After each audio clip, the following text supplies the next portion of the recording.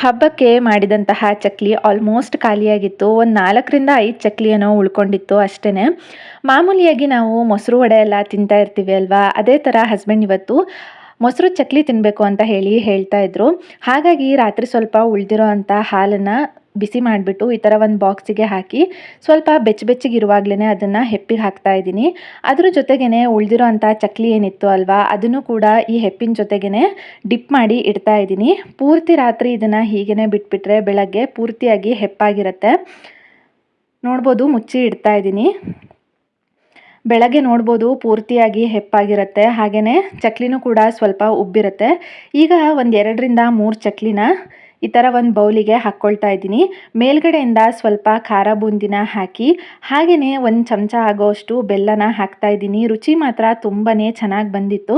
ಈ ವಿಡಿಯೋ ಇಷ್ಟ ಆಗಿದ್ರೆ ಲೈಕ್ ಮಾಡೋದನ್ನು ಮರಿಬೇಡಿ. Thank you.